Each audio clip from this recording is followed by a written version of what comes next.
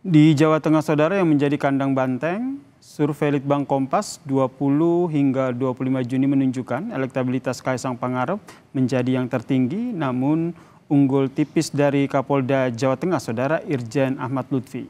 Dengan model survei pertanyaan terbuka atau top of mind, elektabilitas Kaisang sebesar 7%, kemudian Ahmad Lutfi ini 6,8%, mantan Wakil Gubernur Jawa Tengah Yassin Maimun ini 3,2% dan Raffi Ahmad 2,8%. Lalu apakah hasil survei ini mempengaruhi langkah Kaisang untuk maju di Jawa Tengah? Lalu bagaimana dengan strategi PDIP untuk mempertahankan kandang banteng lewat pencalonan Gubernur Banteng ini, Saudara? Kita bahas bersama dengan Direktur Eksekutif Indikator Politik, Mas Burhanuddin Muhtadi, yang telah bergabung bersama kami di Kompas Malam. Salam sehat, Mas Burhan. Salam sehat ya, Sir. Anda merespon hasil survei ini seperti apa? Sudah terprediksi kalau Kaisang disurvei di Jawa Tengah nih, wah bisa tinggi nih. Ya, sebenarnya hasil survei Litbang Kompas itu konsisten ya dengan survei Indikator Politik Indonesia yang kami adakan beberapa waktu lalu. Jadi terjadi diskoneksi antara strategi kampanye politik dengan hasil elektoral. Jadi kalau kita lihat, Kaisang ini kan lebih banyak mendedikasikan dirinya dan sekaligus menarasikan kampanyenya itu di Jakarta. Jadi semua resources termasuk langkah politik elektoral itu ditujukan oleh Mas Kaisang di Jakarta dengan rajin menggelar belusukan maupun Jumatan di wilayah Jakarta. Tapi elektabilitas Mas Kaisang di Jakarta seperti yang ditemukan oleh Litbang Kompas maupun oleh indikator politik itu sangat rendah sekali dan menurut saya tidak mengagetkan ya sih. Karena di Jakarta itu sangat tidak ramah terhadap calon yang punya afiliasi politik dinasti. Korbannya sudah banyak. Jadi memang tidak mudah buat Kaisang untuk berlaga di Jakarta. Tetapi di Jawa Tengah yang notabene Mas Kaisang jarang untuk tidak mengatakan, hampir tidak pernah sama sekali berkampanye di sana, justru elektabilitasnya paling tinggi. Dan menurut saya juga tidak mengagetkan. Karena kita tahu Jawa Tengah ini adalah basis Presiden Jokowi meskipun overlap dengan basis PD Perjuangan.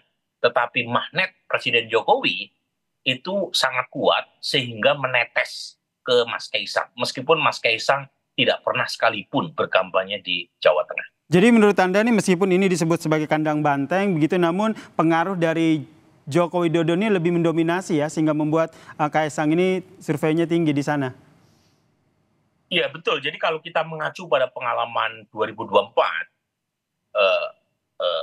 atribut Jawa Tengah sebagai kandang banteng itu terpaksa, tanda kutip ya, dicidrai oleh kekuatan persona seorang Presiden Jokowi. Jadi kita tahu di Jawa Tengah ada puluhan kabupaten kota, itu hanya 2 yang dimenangkan oleh calon presiden yang diusung oleh PD Perjuangan, yaitu Wonogiri dan Kabupaten Boyolali. Di luar itu yang menang adalah calon presiden yaitu Prabowo Gibran yang didukung oleh Presiden Jokowi.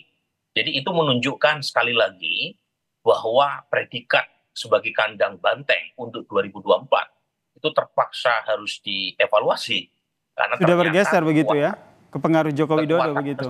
Ya, kekuatan mesin PD Perjuangan itu oleh kekuatan men, yaitu Presiden Jokowi. Dan itu yang kemudian menetes untuk kasus Kaisang. Ya. Meskipun lagi-lagi kalau kita baca hasil survei, minimal survei saya ya, Yasir, itu sebenarnya tidak kuat-kuat amat ya seorang Kaisang di Jawa Tengah. Karena kekuatan Kaisang itu lebih karena faktor popularitas. Dia dikenal sebagai putra Presiden Jokowi dengan tingkat kedikenalan hampir 90%. Sementara lawan Mas Kaisang itu tingkat kedikenalannya itu di bawah 50%. Di survei saya misalnya Ahmad Lutfi itu baru dikenal 40-an persen. Bambang Pacul baru dikenal 30-an persen. Hendrar Priyadi, ya, mantan wali kota Semarang, Mas Hendi itu baru dikenal 13%. Jadi banyak sekali lawan-lawan Mas Kaisang dari personal maupun dari partai politik itu yang tingkat kenalannya rendah. Dan kan orang nggak mungkin milih kalau nggak kenal.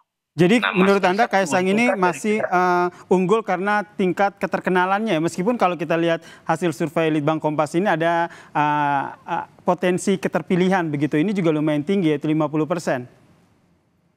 ya tentu saja orang kan memilih hanya pada kelompok atau pada calon yang mereka kenal. Tetapi kalau misalnya lawan-lawan Mas Kaisang itu tingkat dikenalannya seimbang dengan Mas Kaisang, itu alarming tuh buat Mas Kaisang. Kalau sekarang kan banyak orang yang memilih Mas Kaisang selain karena faktor Pak Jokowi, karena belum tahu nama-nama lain. Nah, kalau misalnya kita menyeimbangkan atau menyetarakan tingkat kedikenalan antar calon di Jawa Tengah, itu bisa bahaya buat Mas Kaisang. Kemudian Mas Burhan, ini menurut Anda akan menjadi sebuah pertimbangan yang besar hasil survei ini atau hanya sebagai bisa dijadikan sebagai pertimbangan yang salah satu pertimbangan utama begitu Kaisang untuk milih apakah akan maju di Jateng atau Jakarta? Menurut saya begini, memang Mas Kaisang meskipun elektabilitasnya belum cukup aman di Jawa Tengah, tetapi survei Indikator Politik Indonesia, survei Kompas, survei Lembaga Survei Indonesia, itu sama-sama menunjukkan Kaisang tingkat kedipilihannya lebih prospektif di Jawa Tengah ketimbang Jakarta. Artinya, meskipun tidak cukup aman di Jawa Tengah, tetapi dibanding prospek atau potensi elektabilitasnya di Jakarta, itu lebih menjanjikan di Jawa Tengah buat Mas Kaisang. Ya. Tetapi mungkin saja untuk kasus di Jakarta, Mas Kaisang masih menunggu-nunggu siapa calon gubernur yang muncul. Kalau misalnya yang muncul itu Anies Baswedan dan sudah didaftarkan ke KPUD, menurut saya Mas Kaisang peluangnya untuk maju di Jakarta jadi kecil.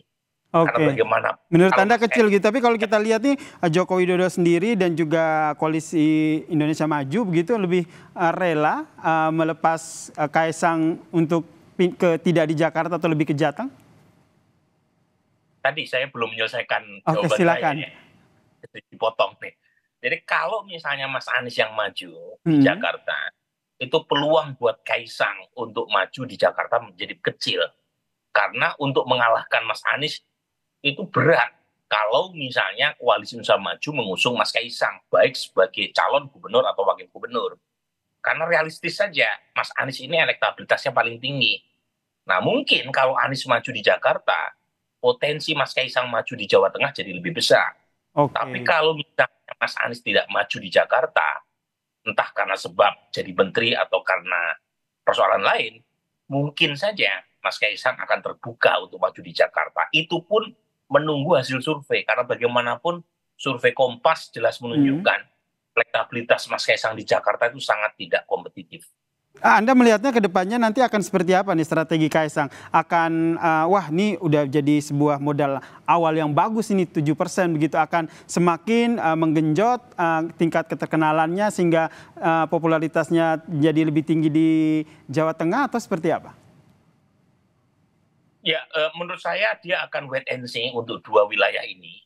Sepertinya Mas Kaisang lebih ingin maju di Jakarta, tetapi kondisi elektabilitasnya tidak cukup mendukung sehingga Jawa Tengah menjadi opsi kedua. Ini dugaan saya ya. Tetapi saat yang sama dia akan menunggu siapa calon yang akan maju di Jakarta. Kalau misalnya Anies yang maju, kemungkinan Mas Kaisang akan melirik Jawa Tengah. Karena Jawa Tengah lebih menjanjikan buat kemenangan ketimbang Jakarta. Jadi masih melihat ya wait and see ya Mas Burhan, seperti Anda bilang tadi bagaimana dinamika politik yang terjadi ke depannya. Kita nantikan nih Mas, kalau kita dengar kata Kaisang tunggu tanggal 22 Agustus begitu. Kita nantikan kejutan apa di tanggal 22 Agustus nanti dari Kaisang Pangarep, ketum dari PSI ini. Terima kasih Mas Burhanuddin Muhtadi telah berbagi perspektifnya di Kompas Malam. Salam sehat Mas Burhan. Terima kasih Yasir.